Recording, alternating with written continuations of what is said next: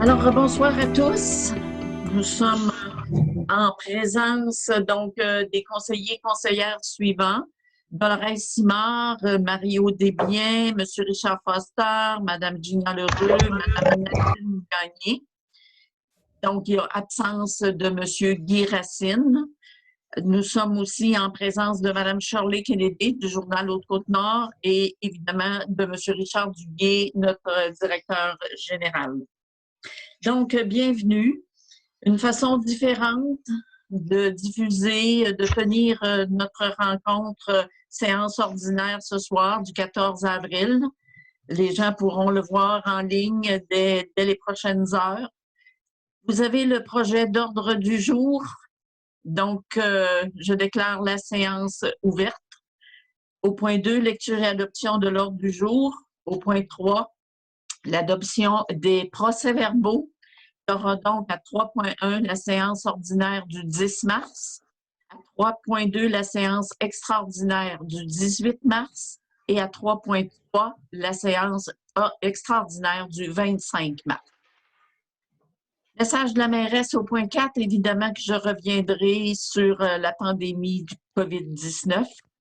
Au point 5, en développement économique, nous verrons à 5.1 la réfection majeure du quai pour un paiement de facture et à 5.2 la reconstruction de la rampe de mise à l'eau, là aussi pour un paiement de facture. Au point 6, en développement culturel et communautaire, ce sera le rapport de la conseillère Mme Dolores Simard. Au point 7, en urbanisme et mise en valeur du milieu, à 7.1, le rapport du conseiller M. Mario Desbiens, et ce sera suivi à 7.2 du rapport des permis de rénovation et de construction. Au point 8, en sécurité publique, à 8.1, le rapport du conseiller M. Richard Foster. Ce sera suivi à 8.2 d'engagement d'un pompier et à 8.3 de la vente d'un véhicule de service.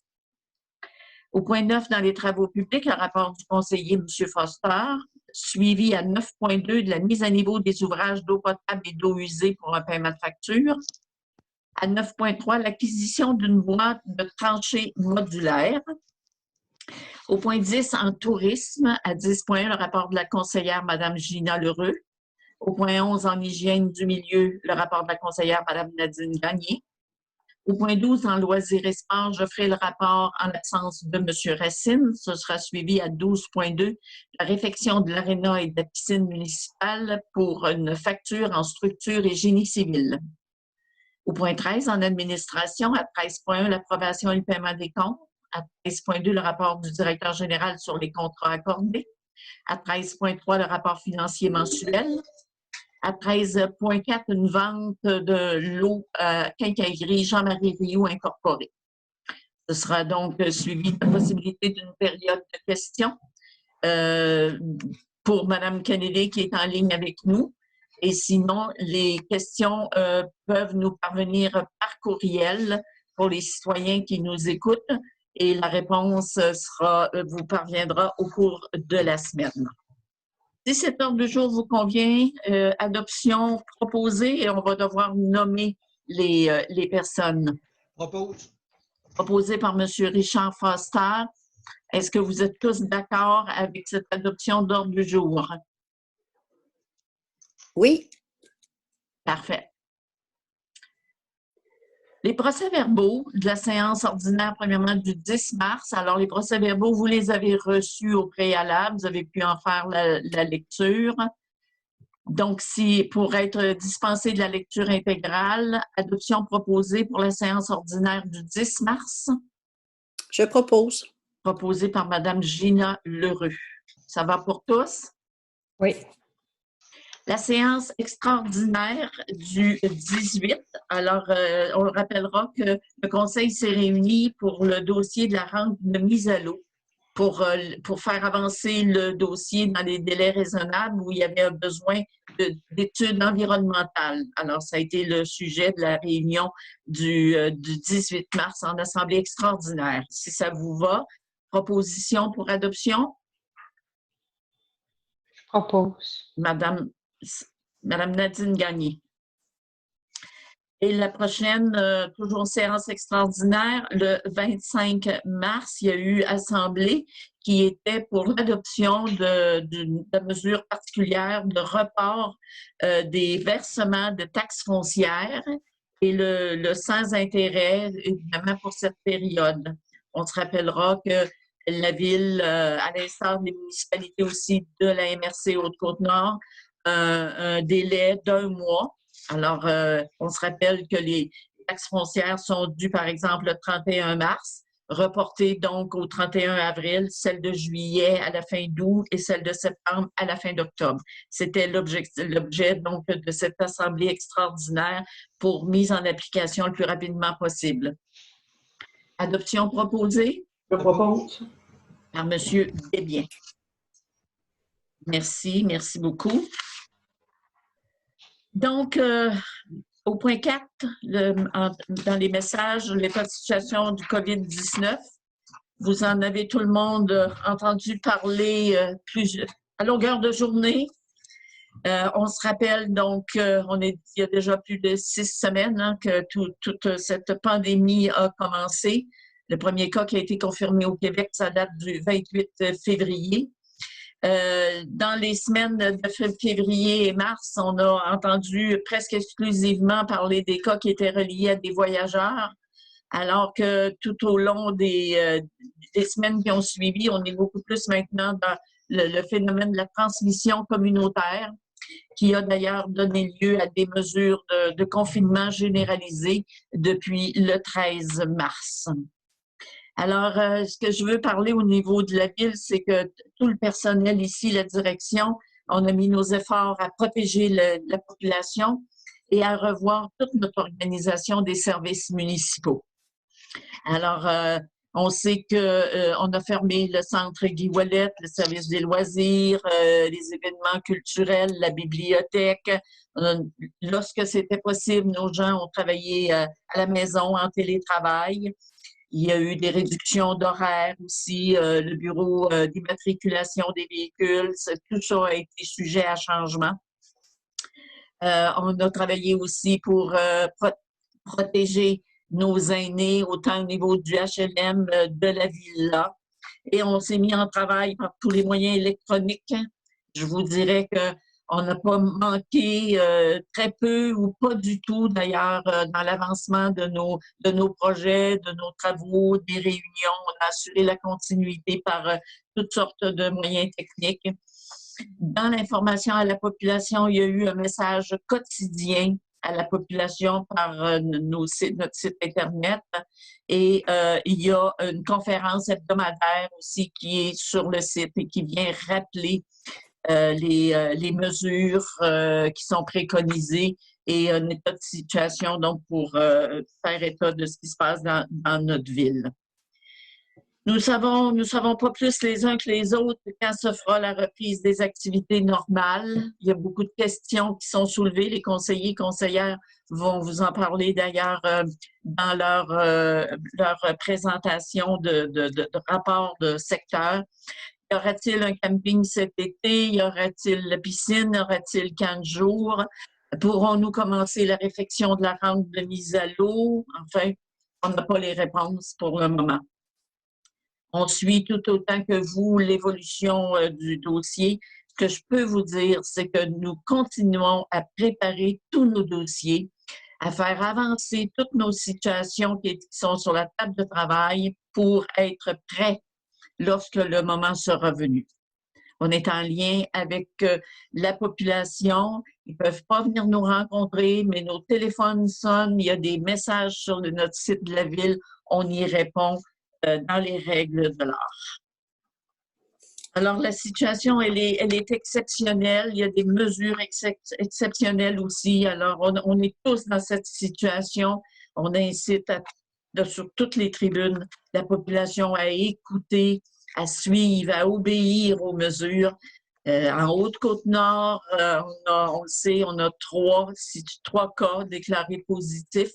Et même depuis déjà le début, depuis plusieurs semaines. Donc, on maintient notre bilan, un bilan assez bas, assez exceptionnel. Vous avez entendu la semaine dernière en ce qui concernait les barrages du côté de Tadoussac et de Sacré-Cœur. On a travaillé très fort, très rapidement.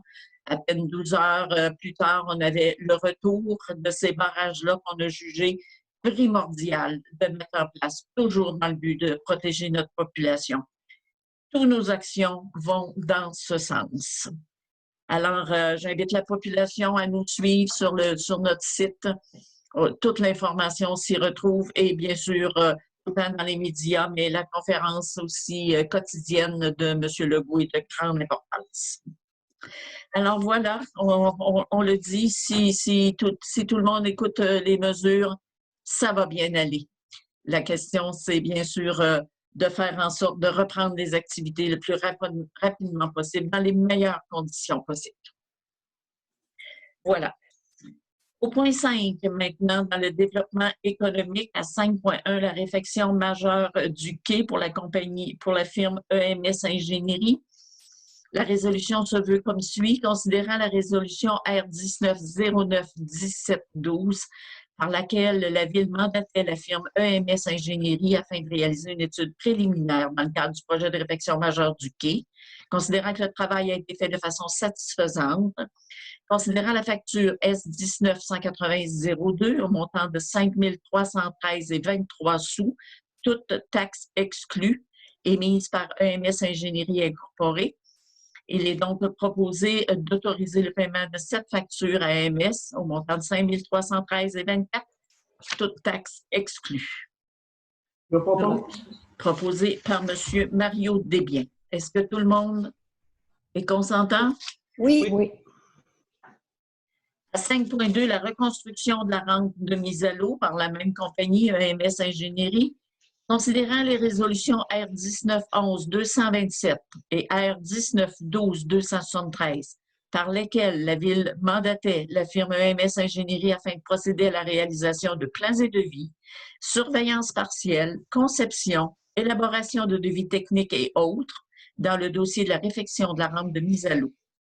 Considérant que le travail a été fait de façon satisfaisante, considérant la facture S19-247-01 au montant de 16 835 toute taxe exclue, émise par EMS Ingénierie.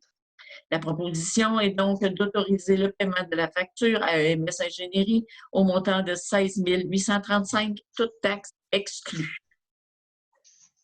Sur une proposition de Propose. M. Richard Foster. Merci beaucoup. Au point 6, maintenant, développement culturel et communautaire, on va entendre le rapport de la conseillère, Mme Dolores Simard. Mme Simard, la parole est à vous. Ouvrez votre micro, s'il vous plaît.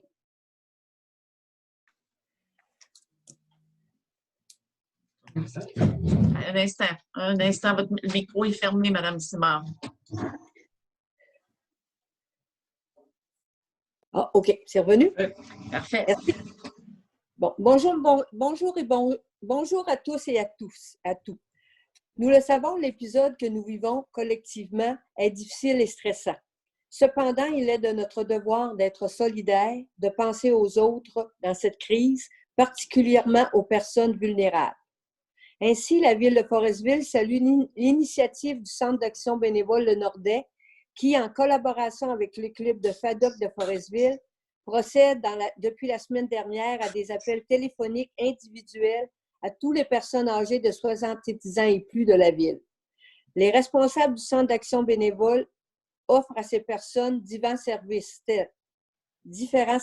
tels les commissions, épicerie pour les 65 ans et plus, téléphonez au 418-587-4226 pour tous les détails. Pas trop lente pour les 65 ans et plus, mardi au mercredi inclusivement. Coût 6 $ du repas. Transport, accompagnement médical pour les rendez-vous urgents seulement.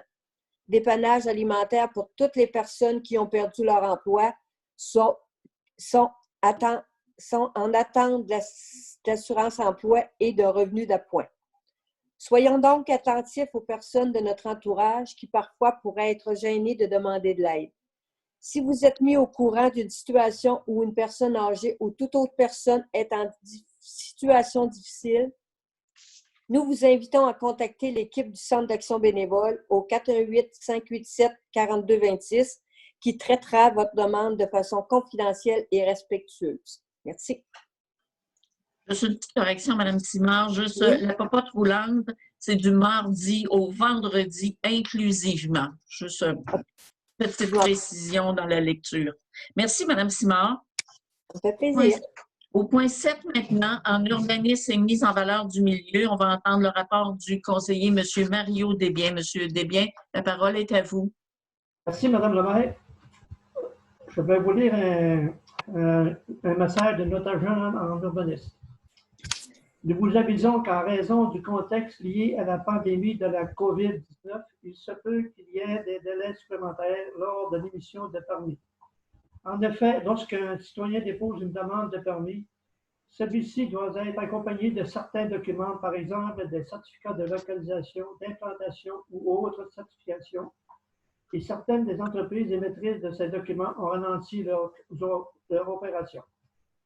Aussi, nous rappelons qu'aux gens ayant un abri direct qui ont jusqu'au dimanche le 17 mai 2020 pour l'enlever. En dehors de la période autorisée, tous les équipements et matériaux doivent être entièrement enlevés. Toiles, panneaux, structures, clôtures, accessoires. Démantelés et rangés de la manière à être non visibles de la voie publique ou d'un terrain voisin. Pour de plus amples informations ou toute autre question, n'hésitez pas à contacter le service urbaniste au 418-587-2285, poste 5101. Merci. Merci beaucoup, M. Desbiens. À 7.2, le rapport des permis de rénovation et de construction. Donc, habituellement, c'est déposé par M. Duguay, notre directeur général. Je vous confirme qu'il est vraiment à ma gauche. Il est à 2 mètres de moi. Bonjour. Il est là. Alors, le rapport des permis donc de construction et rénovation, janvier et mars, un total de 8 permis pour 1 077 387. L'année dernière, à la même date, on était à 11 permis pour un total de 4 076 733. Donc, à ce jour, il y a 3 permis en résidence et maison mobile pour un montant de 41 500. Un permis de résidence multiple pour 45 000 $. Il y a 2 commerces pour un total de 115 000, les deux. En institution et gouvernement, il y a eu 2 permis pour un total de 875 889, ce qui porte donc notre total à ce jour à 8 permis pour 1 077 387. Donc, résolution pour accepter ce rapport des permis. Je propose. Madame Gina Leroux. Merci. En sécurité publique, au point 8.1, maintenant, le rapport du conseiller, M. Richard Foster. M. Foster. Merci, Madame le maire. Excusez. Moi aussi, je vais vous transmettre un rapport, mais il ne vient pas de de Madame Dufour, il vient de notre directeur du service des incendies. Face à l'éclosion de la COVID-19, le service de sécurité incendie de la ville de Forestville ne peut permettre l'accès au public à ces installations sur l'ensemble du territoire de l'entente intermunicipale. Service des incendies, pour le moment, toute activité en lien avec le public, les visites pour la vérification de vos avertisseurs de fumée, ainsi que les inspections de bâtiments à risque plus élevé sont annulées à l'exception de certains cas qui nécessitent une intervention immédiate. Les demandes doivent être acheminées par téléphone au 418-587-2285, poste 2101 et seront traitées dans les plus brefs délais. N'hésitez pas à laisser le message sur le répondeur. Pompiers. Les pompiers du territoire de l'entente intermunicipale assurent la garde en tout temps et sont prêts à intervenir à tout moment. Des directives et précautions particulières ont été mises en place afin de protéger nos intervenants. 911 en cas d'urgence seulement. Si vous présentez des symptômes en lien avec la COVID-19 et que votre état ne nécessite pas une intervention immédiate, contactez le 1-877-644-4545. Si vous devez appeler le 911 pour une urgence et que vous êtes un voyageur de retour au Québec, précisez-le. Comptez pas de mentir à personne, c'est bien important. On vous dira comment vous rendre et quelles précautions prendre. Par exemple, le port de masque, l'utilisation de transport personnel ou d'une ambulance. De plus, l'hôpital sera avisé de votre arrivée. Rassemblement. Ne composez pas le 911 pour dénoncer un rassemblement, et ce, afin d'éviter d'engorger des lignes téléphoniques des centres d'urgence 911. Si vous êtes témoin d'une situation qui nécessite une intervention policière, appelez au 310-4141 ou faites étoile 4141. Mes gros doigts. C'est tout, Madame le maire. Merci beaucoup, M. Foster. À 8.2, pour engagement de pompiers, donc sur la résolution, accepter la recommandation du service des incendies pour l'engagement de M. Danny Audard à la division de Forestville. Je propose. Qui a dit « je propose »? Madame Nadine Gagné. Alors, proposé par Mme Gagné, M. Audard, nous lui souhaitons la plus chaleureuse des bienvenues dans notre division incendie. À 8.3, vente de véhicules de service, une résolution. Considérant la résolution 200-114-07 par laquelle la Ville de Forestville faisait l'acquisition d'un véhicule de service pour le service de sécurité incendie. Considérant que cette acquisition rende surnuméraire le véhicule de service actuel de marque Ford 150 Super Crew 2015. Considérant que le véhicule actuel a été évalué à 35 000 $. Considérant l'intention de la municipalité de Colombier d'en faire l'acquisition. Il y a donc résolution sur recommandation du directeur du service des incendies de procéder à la vente de ce véhicule à la municipalité de Colombier au prix de 35 000 $ avant les taxes applicables. Que le directeur général, M. Richard Duguay, soit autorisé à signer pour et au nom de la Ville de Forestville tous les documents afférents. Par proposition, Dolores, je propose. Madame Simard. Merci beaucoup. Au niveau des travaux publics, maintenant, à 9.1, le rapport du conseiller, M. Foster. Merci, Madame le maire. La Ville vous rappelle qu'en tout temps, et encore plus durant cette période de pandémie, il est interdit de jeter des lingettes humides dans les toilettes. Donc, qu'il s'agisse, par exemple, de lingettes pour bébé, de lingettes désinfectantes de style Lysol ou autre, il est interdit de les jeter dans les toilettes. Vous devez obligatoirement les jeter dans les poubelles. Ça, là, c'est un cas particulier. C'est pas un cas particulier, c'est des. Contrairement au papier de toilette, c'est de quoi qui ne se décompose pas. On demande de ne pas les envoyer dans la toilette parce qu'on a eu plusieurs problèmes dans les stations de pompage. Ça bouche. Puis on ne voudrait pas se ramasser avec changer une pompe au prix que ça coûte, là, juste à cause de des lingettes. C'est pour ça qu'on vous demande de les jeter soit à poubelle ou de les mettre dans un sac, les ramasser, puis après ça, aller les jeter à poubelle.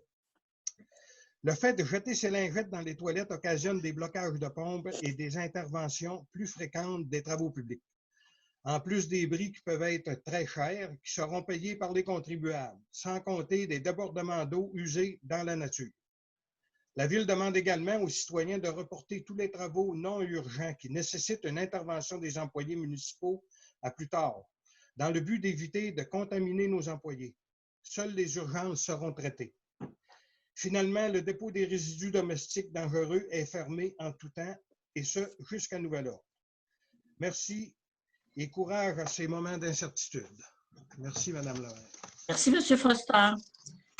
À 9.2, la mise à niveau des ouvrages d'eau potable et d'eau usée pour facture à AMS Ingénierie par résolution. Considérant les résolutions R 190111 et R 190352, par lesquelles la Ville mandatait la firme AMS Ingénierie pour la réalisation de plein devis de surveillance des travaux dans le cadre du projet de mise à niveau des ouvrages d'eau potable et d'eau usée. Considérant la facture M 19 00108 au montant de 5 290 plus les taxes applicables. Considérant que ces travaux s'inscriront dans le cadre de la TEC, on rappelle, c'est la taxe sur l'essence et la contribution du Québec. Il y a donc résolution pour accepter le paiement de la facture M19-00108 au montant de 5 290 plus les taxes applicables. Par résolution? Je propose. Proposée par M. Desbiens. Est-ce que tout le monde est d'accord? Oui. À 9.3, l'acquisition d'une boîte de tranchées modulaires. Considérant que le service des travaux publics aura effectué plusieurs travaux, notamment de remplacement de bornes fontaines et autres travaux dans les prochains mois. Considérant les différentes normes de santé et sécurité qui viennent encadrer les travaux en tranchées et les travaux d'étançonnement, les travaux de soutien qui sont nécessaires. Considérant qu'une boîte de tranchées conforme réduise la dimension des travaux en tranchées. Considérant que la Ville doit remettre les lieux en état suite à ces travaux, ce qui implique des coûts directement proportionnels à la superficie des travaux.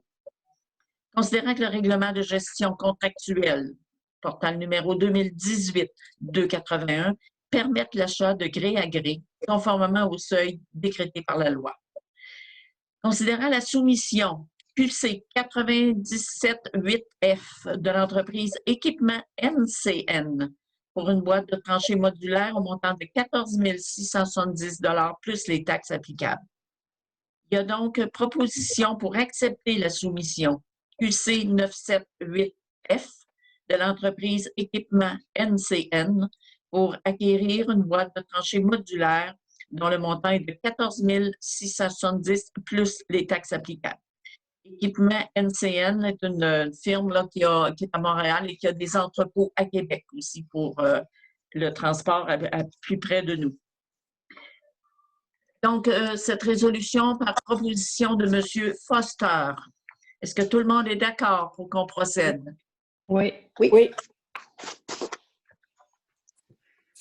Point 10 maintenant, dans le tourisme, le rapport de la conseillère, Mme Gina Lheureux. Mme Lheureux, la parole est à vous.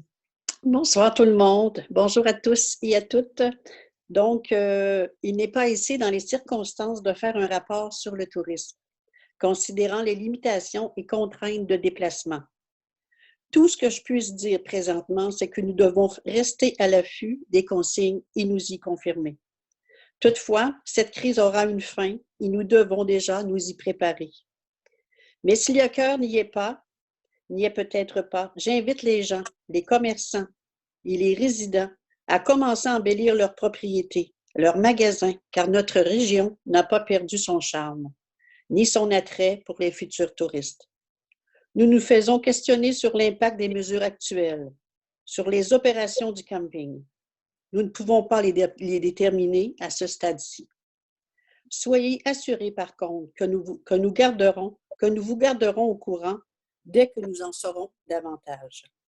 À tous et à toutes, soyons solidaires, car c'est en pensant aux autres que nous nous sortirons et encore plus fort de cette pandémie. Merci, Madame le maire. Merci, Mme Lheureux. Au point 11, en hygiène du milieu, le rapport de la conseillère, Mme Nadine Gagné. Madame Gagné. Merci, Madame le maire. Bonjour à toutes et à tous. Habituellement, je vous parle de recyclage, de compostage et de réduction des déchets. Aujourd'hui, en cette période de coronavirus, je vous parle de réduction des risques de contamination. Il s'agit de petits conseils qui visent à vous protéger et à protéger les travailleurs qui continuent de gérer nos matières résiduelles. Par exemple, on vous demande de jeter vos mouchoirs, les Kleenex, essuie-tout et lingettes désinfectantes dans un sac de plastique fermé dans la poubelle et non dans le recyclage. Vous devriez faire de même pour tous les déchets volatiles ou légers qui risqueraient de s'envoler dans votre bain. Les mettre dans un sac attaché évitera qu'ils partent au vent. Souvenez-vous que la toilette n'est pas une poubelle. On n'y jette pas de lingettes. Si vous êtes infecté au coronavirus, ne jetez pas ce qui a été contact avec votre bouche ou votre muqueuse dans le recyclage. Vous pourriez contaminer les travailleurs du centre de tri. Exceptionnellement, vous êtes invité à jeter vos bouteilles et autres à la poubelle. Finalement, lavez-vous les mains après avoir manipulé vos déchets. À tous et à toutes, je vous invite à être patients. Plus nous respecterons les consignes, plus vite la situation se résorbera. Et je veux faire un petit message spécial à tous les gens qui jettent le verre de café ou le résidu de McDonald's dans la ville. Il y a des poubelles un peu partout. S'il vous plaît, soyons propres et jetons nos poubelles à la bonne place. Merci. Merci, Mme Gagné. En loisirs et sport, maintenant, le rapport que devait vous livrer M. Racine est le suivant. Au niveau du complexe Guy Ouellette, alors, juste un rappel que nous avons cessé toutes nos activités dès que nous avons reçu les instructions des instances le 12 mars dernier en regard de la pandémie. Nous avons procédé immédiatement à la désinfection de toutes les aires de travail des employés de bureau, incluant les salles de bain, bibliothèques, le local de pause, le hall d'entrée, ainsi que la salle Armand Topping. Les employés du restaurant et de la salle d'entraînement ont également fait un ménage complet. Les abonnés de la salle d'entraînement ont pu se prévaloir d'un plan d'entraînement accessible par courriel, et ce, avant le départ de l'entraîneur. Nous avons donné tous les aliments périssables de la cantine au Centre d'action bénévole Le Nordais qui ont très apprécié ce geste de générosité. Nous avons eu une très bonne collaboration des organismes qui ont été touchés par cette annonce. L'accès a été interdit à tous nos utilisateurs et à la clientèle de la bibliothèque ainsi que les locaux scolaires. Le 24 mars, suite aux recommandations du ministère, la direction a dû faire des ajustements au niveau de notre personnel. Pour la salle Ginette B. Sirois, les travaux au bar sont pratiquement terminés. La visite des déficiences et la liste ont été soumises à l'entrepreneur. Malheureusement, tout est suspendu jusqu'à nouvel ordre. L'employé en place pourra, par contre, continuer la peinture de la salle communautaire et de la descente d'escalier. Il y a des réparations à faire pour les tables, repeindre, nettoyer, pour que tout soit prêt à recevoir les activités lorsque le temps sera venu. En ce qui concerne la bibliothèque, prenez note que nous n'acceptons aucun retour de livres. Au moment venu, nous aviserons la clientèle et évidemment, il n'y aura aucun frais de retard. Plusieurs livres et services numériques sont disponibles pour les citoyens qui sont abonnés à la bibliothèque municipale. Sur la plateforme utilisée par le réseau Biblio de la Côte-Nord, qui est prêtnumérique.ca, prêt numérique écrit tout ensemble. Le réseau propose d'ailleurs gratuitement plus de 2718 documents numériques de tout type, des romans, des documentaires, des livres audio, des bandes dessinées et j'en passe. Ce service est disponible 24 heures sur 24, 7 jours sur 7, accessible sur le site Internet par l'entremise du site Internet du réseau Biblio de la Côte-Nord. Les informations sont disponibles d'ailleurs sur le site Internet de la Ville. En ce qui concerne les activités estivales, pour l'instant, nous devons attendre avant de s'engager dans des dépenses concernant, par exemple, la fête nationale, le festival de la rentrée. Par contre, nous transférons des demandes de soumission concernant les achats pour les parcs, baseball, piscines et autres. La plupart des entreprises sont fermées, mais celles-ci seront traitées en premier lorsque la situation sera rétablie. Nous mettrons en ligne prochainement la plateforme Kidigo pour la gestion d'activités de sport et de loisirs. Fini les temps d'attente pour inscrire un enfant au cours de natation pour réserver ou payer une activité à la semaine de relâche. Tout ça et bien plus se fera directement en ligne. Donc, tous les efforts pour y arriver, pour des inscriptions de cours de natation et de camps de jour. Les informations seront aussi transmises par les médias sociaux. Il restera encore de l'incertitude quant à la piscine et à la saison estivale. Les informations, bien sûr, devraient suivre au cours des prochaines semaines. Malgré tout ce contexte, nous demeurons optimistes. Nous souhaitons tous que la pandémie soit chose du passé le plus rapidement possible, revenir à nos tâches et à nos activités en vue de la prochaine saison estivale. Il faut toujours garder le courage en cette période jugée éprouvante. À 12.2 maintenant, sur le dossier de réfection de l'aréna et de la piscine municipale, une résolution. Donc, considérant la résolution R200-114-17, par laquelle le mandat de la réalisation d'une étude préliminaire des aspects structure et génie civil de l'aréna et de la piscine municipale a été accordé à EMS Ingénierie. Considérant que le rapport a été complété de façon satisfaisante, considérant la facture S20-011-01 au montant de 17 500 $ plus les taxes, la facture étant conforme au mandat accordé. Il y a donc proposition pour autoriser le paiement à EMS Ingénierie pour un montant total de 17 500 $ plus taxes applicables. Je propose. Proposé par Mme L'Heureux. Tout le monde est d'accord? Oui. Oui.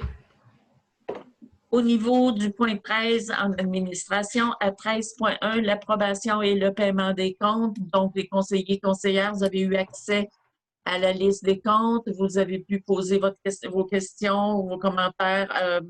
Duguay s'il n'y a pas de changement. Donc, résolution pour approuver le paiement des comptes tel qu'il vous a été présenté. Je propose. Mario. Proposé par M. Desbiens. Tout le monde est d'accord? Oui. À 13.2, le rapport du directeur général sur les contrats accordés. Je vais lire la résolution, puis vous pourrez donner vos... Considérant que la Ville de Forestville a adopté le règlement 2018-281 relatif à la gestion contractuelle. Considérant que selon l'article 33 de ce règlement, le directeur général a le pouvoir de passer les contrats nécessaires afin d'exercer la compétence qui lui est dévolue par ce règlement au nom de la Ville.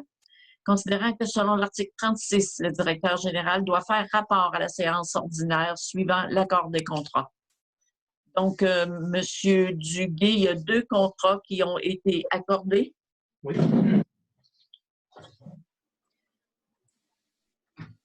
Effectivement, 2 contrats.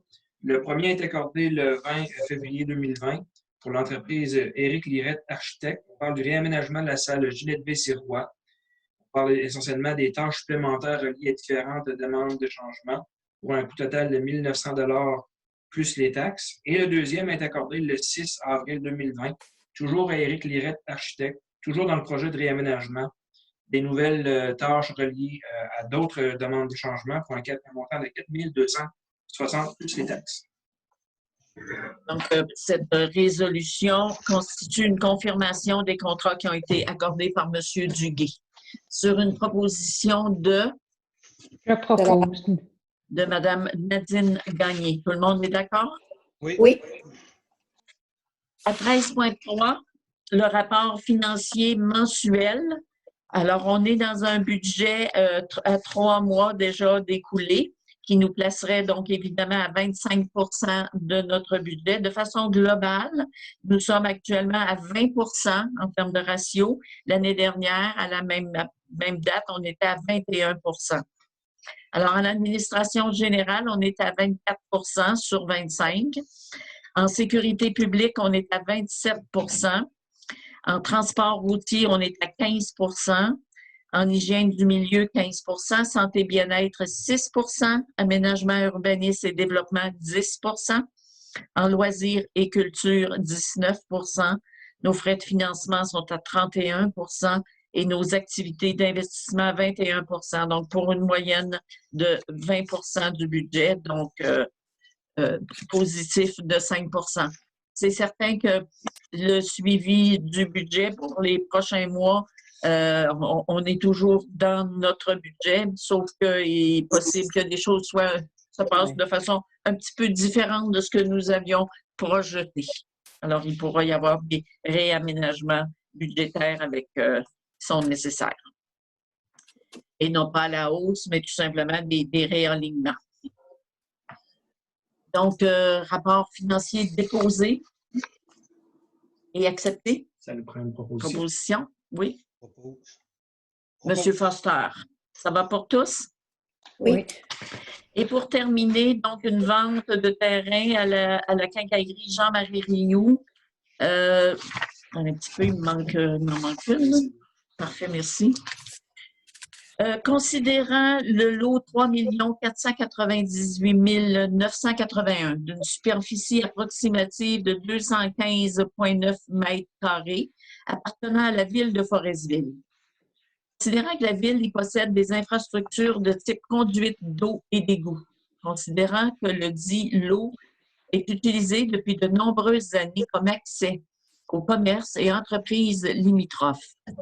Considérant que le fait de demeurer propriétaire implique une responsabilité pour la ville. Considérant que les principaux bénéficiaires de ce lot soient les propriétaires limitrophes. Considérant que les propriétaires limitrophes ont été rencontrés et qu'il ait eu les deux l'opportunité de faire une offre. Considérant que Quincaillerie GM Rio ait fait une première offre au montant de 5,38 $ du mètre carré. Il y a donc résolution de vendre le lot 3 498 981 à l'entreprise Quincaillerie GM Rio incorporée dans les conditions suivantes. L'acheteur devra concéder une servitude perpétuelle d'accès et d'entretien aux conduites en faveur de la ville de Forestville. L'acheteur devra concéder une servitude d'accès en faveur du propriétaire du lot limitrophe, donc portant le numéro 3 498 091.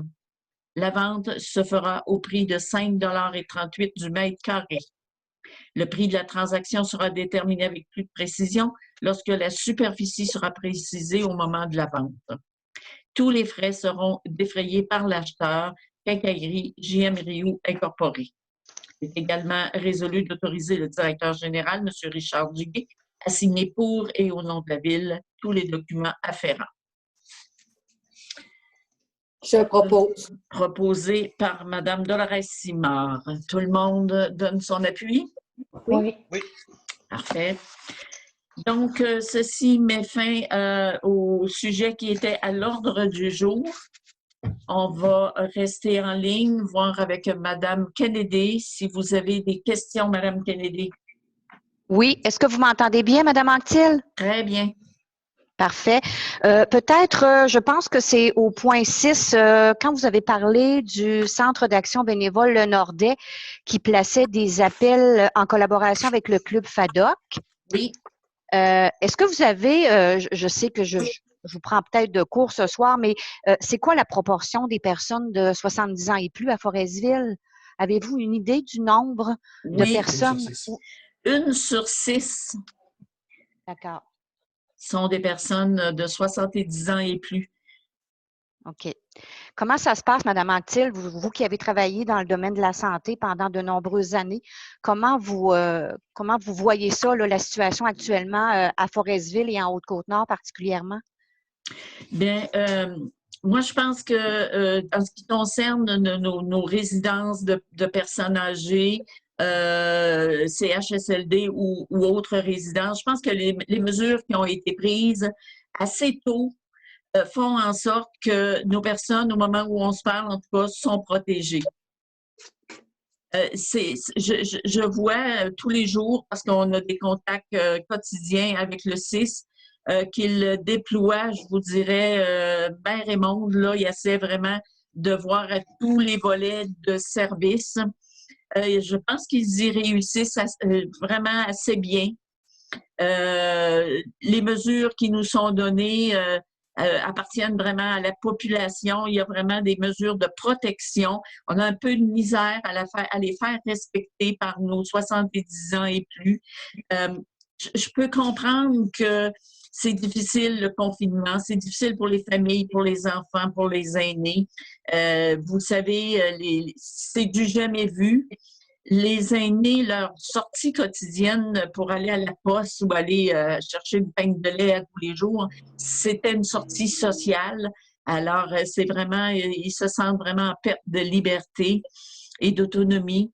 Mais c'est la condition pour protéger, pour que ces personnes-là se protègent et protègent l'ensemble de la population. Je pense que malgré que c'est difficile, il faut vraiment obéir à ces consignes-là. que la Haute-Côte-Nord, au moment où on se parle, est 3 cas déclarés, puis qu'on maintient donc notre bilan à ce plafond-là. Mais c'est certain que je pense que c'est un très, très bon bilan. Alors, ce que je vois, moi, puis je le vois au niveau de mes collègues maires et mairesses aussi des autres municipalités, notre personnel, je le disais en entrée de jeu, notre personnel qui tente de répondre à toutes les demandes venant de la population, tout en étant en retrait avec des moyens très différents. Je pense qu'il y a vraiment un excellent travail qui est fait par tout le monde, puis je pense que les résultats sont au rendez-vous.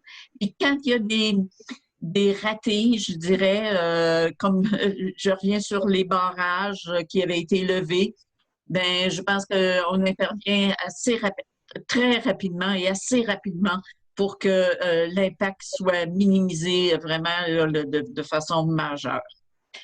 Alors, c'est sûr qu'on est dans des semaines encore cruciales.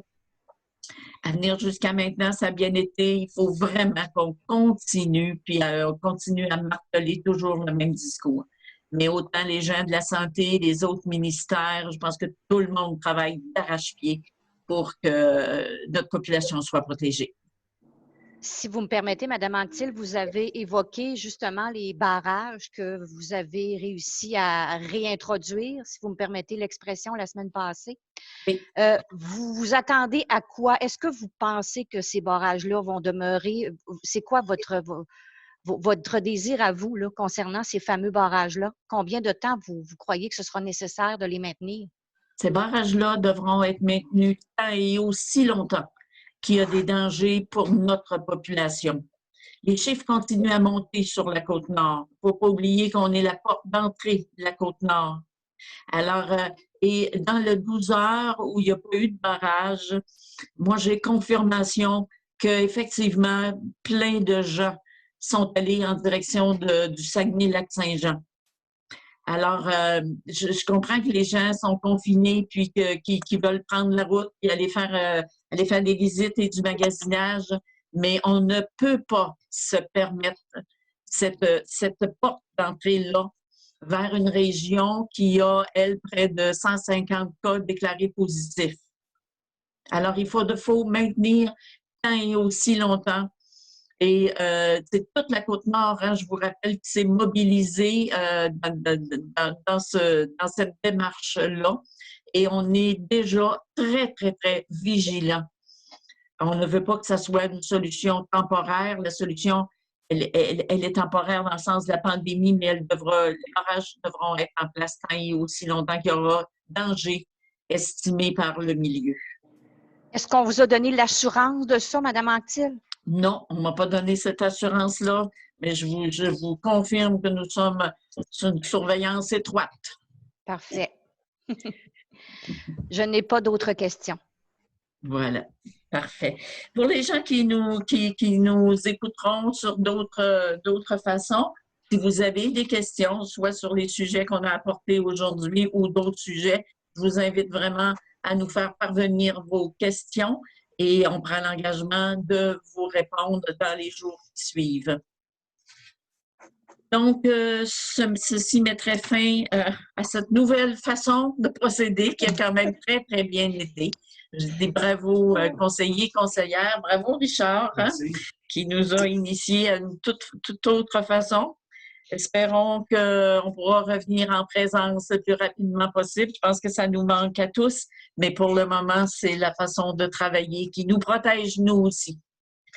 Alors, sur ces mots, donc, fermeture de la rencontre sur une proposition de... Je vais proposer. De Mme Nadine Gagné. Merci beaucoup à chacun. Bonjour, Mme Kennedy. Bonsoir à tous. Merci beaucoup. Bye-bye.